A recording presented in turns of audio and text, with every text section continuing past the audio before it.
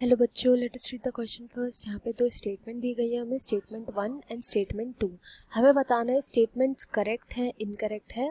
तो स्टेटमेंट 1 वो बोला गया है, during diakinesis the chromosomes are being condensed and the meiotic spindle starts assembling across the cell. Diakinesis के टाइम पर क्रोमोसोम्स जो होते हैं वो कंडेंस हो जाते हैं एंड मायोटिक स्पिंडल जो होते हैं वो असेंबल होना स्टार्ट हो जाते हैं। और स्टेटमेंट 2 में बोला गया है एनिमल सेल में जो साइटोप्लाज्मिक डिवीजन होता है वो फरो की मदद से होता है, यानी फरो का अपीयरेंस जो होता है वो देखने को मिलता है। तो यहाँ पर जो की कॉन्सेप्ट यूज किए जाएंगे, सबसे पहले तो होगा प्रोफेज एंड देन साइटोकाइनेसिस का। यहाँ पे हमने प्रोफेज क्यों लिया है, क्योंकि प्रोफेज यहाँ पे स्टेटमेंट 1 में जो डायगोनेसिस बोला गया वो प्रोफेज का पार्ट है। जो प्रोफेज 1 है, प्रोफेज 1 इसका पार्ट है डायगोनेसिस। इसका जो लास्ट स्टेज होता है, ये लास्ट स्टेज होता है डायगोनेसिस।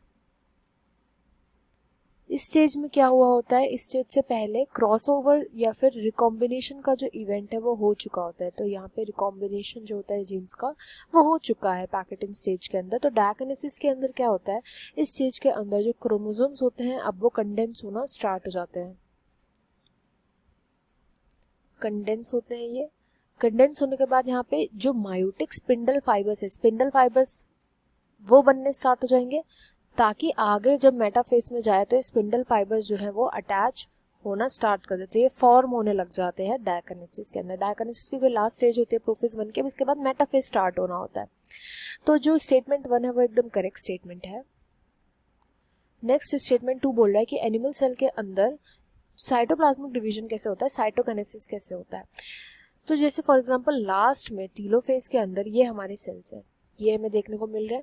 अब इसके अंदर क्या होगा, कैरियोकाइनेसिस तो हो चुका है, न्यूक्लियर डिवीजन हो चुका है, अब यहाँ पर होना है साइटोकाइनेसिस। सेल जो साइटोप्लाज्म है उसका डिवीजन होना है। तो इसमें क्या होता है, एक फरो बनना स्टार्ट हो जाता है। मतलब ये जो सेल्स होती हैं ये ऐसे करके यहाँ पर एक फरो बनाना स्टार्ट करती है। धीरे धीरे करके यहाँ पे ऐसे करके फरो बनेगा, ये वाली सेल भी ऐसे करके फरो बनाएगी एंड देन ये दो सेपरेट सेल्स जो होती है वो बन जाती है। तो जो फरो होता है ये पेरिफेरी से स्टार्ट होता है, पेरिफेरी से स्टार्ट होकर के तब सेंटर की तरफ को आता है। यहाँ पे पेरिफेरी से, पेरिफेरी पे बन रहा है ये एंड देन पेरिफेरी से टुवर्ड सेंटर आता है ये आगे को। तो ये फरो, इसको हम बोलते हैं ये फरो बनने लगता है। फरो का मतलब क्या होता है, यहाँ पे बीच में धंसने लगता है। आप ऐसे करके इसको याद कर लो, ऐसे करके धंसने लगती है सेल, धीरे धीरे करके फिर सेंटर से कट आउट हो जाती है एंड देन यहाँ पे दो सेल्स बन जाते हैं।